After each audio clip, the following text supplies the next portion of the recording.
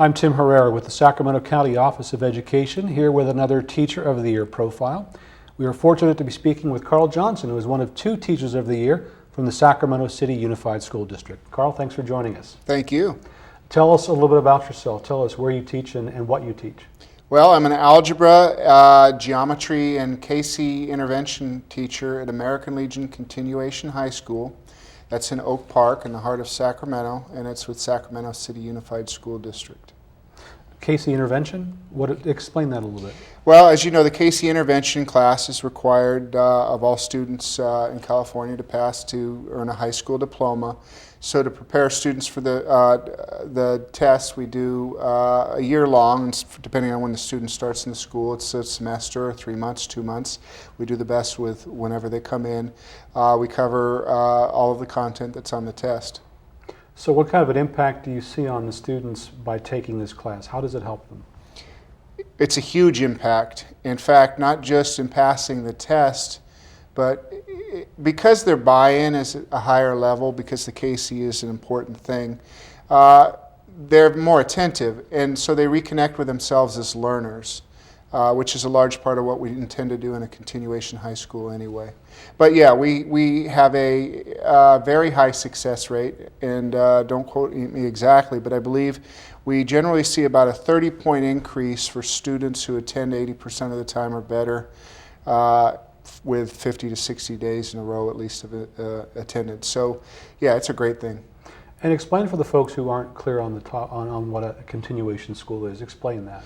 Well, a continuation high school is for students who are credit deficit. You have to be 16 years or older, and every school district in the state of California has to have at least one continuation program, provided the school district has at least 300 students, which most school districts do. And it allows students to earn credits at a faster rate. And we do that by having smaller class sizes and by having more flexibility in moving students along between to fulfill the credits they need.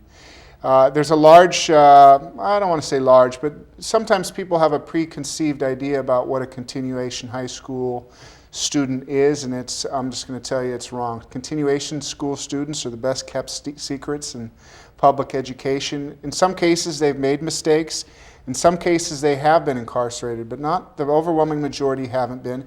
And to tell you the truth, those that have made the kind of blunders that would get you locked up, they've made their mistakes for the most part, and they're trying to start over. And it's a real breath of fresh air as a teacher to work with a student like that. My kids, they're not going to have the kind of opportunities that some students, not all students, but maybe picture in your mind a suburban high school that sends 90% of their students to Harvard University or whatever. My students don't have an experience in education that's like that. So you can make a huge difference as a teacher, and it's a hugely motivating experience. So you're basically dealing with students, a student population that really hasn't experienced success in the conventional school setting. Absolutely, you just said it very succinctly. Thank you. But they come to a campus like yours where they feel more at ease, they feel more accepted maybe. Exactly, they're surrounded by students that,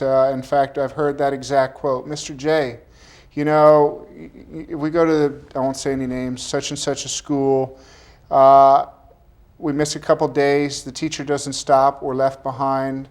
And the students have what's called an affective filter. This is an educational research thing, a theory. And their filter goes up and they can't learn through it. They stop listening, their brain stops processing. But when they're automatically surrounded by students that are similar to them, their risk-taking increases. It's a really productive environment. So, are you comfortable with calling it alternative education? Yeah, it's an alternative school. Okay, because I know that's a label that some people don't really care for. Yeah, you're right in that some people define alternative schools as charter schools, or this is an alternative school. It's not a comprehensive high school to me, it's an alternative school. So how long have you been teaching in that type of environment? 10 years, my 10th year. In that amount of time, and how long as a teacher?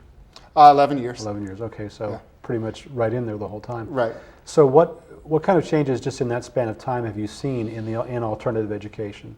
Well, a lot of when I first started there was I don't want to say, well, I'm just going to come out and say it. We were kind of excused from a lot of the higher expectations that were starting to come down the pipe to regular comprehensive high schools. And they found ways through alternative school accountability models and stuff to make us more accountable, which in the long run has had a positive impact on students.